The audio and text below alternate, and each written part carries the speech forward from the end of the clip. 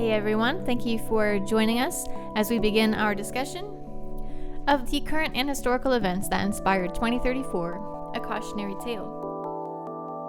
If you've been paying attention to the news lately, you'll have noticed a lot of changes going on in our public school system and a lot of parents who are quite upset about it. Today's topic is the growing divide between schools and parents.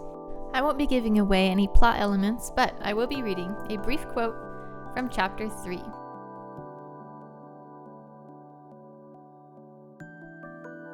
To Georgiana, it was rather simple.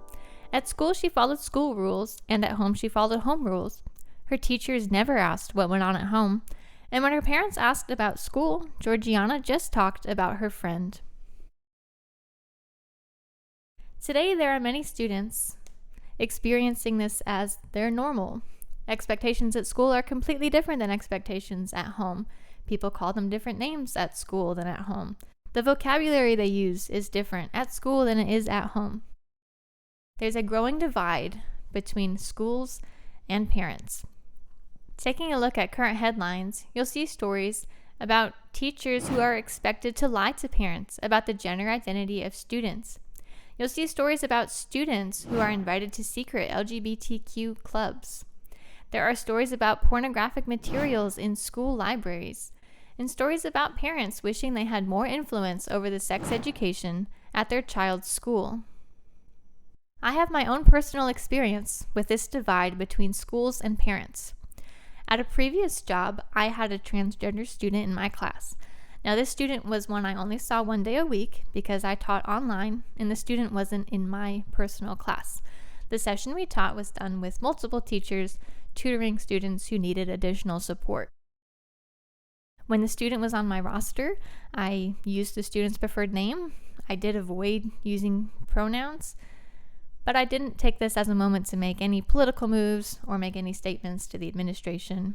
I just did my best to help all the students in the class with their coursework. However, I found out that the school was not communicating with the parents about the student's gender identity. While this bothered me, I didn't say anything to the administration. I don't have a very compelling reason why I didn't. I just had my own personal things going on. Home life was chaotic, lots of changes were happening, and I was a bit consumed with my own problems and didn't take the time to think through how I should handle what was going on at my job.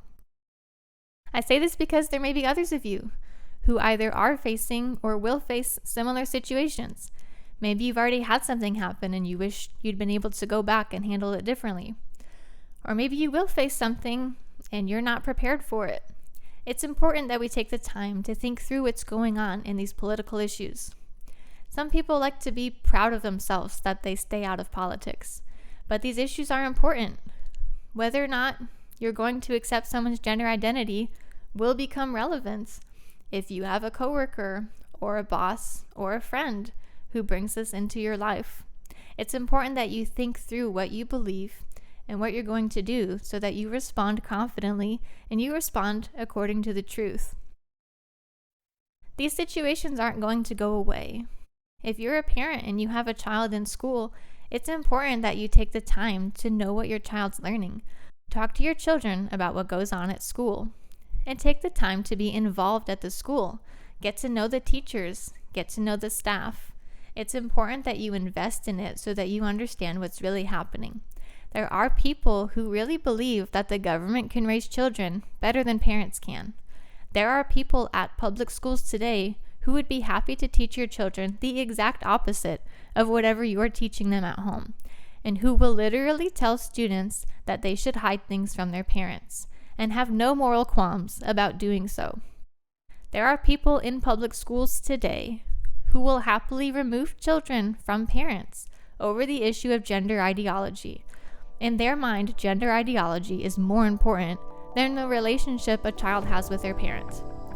Of course, for those of us with children, we know this is ridiculous. We know children need parents. We know children need stability. And we know how important the relationship between a child and parent is, and how vital it is that parents stay committed to their children, even if they disagree with them. So it's important, parents, that you're encouraged, that you are important in your child's life, even if your child disagrees with you, even if your school disagrees with you. You are important in your child's life.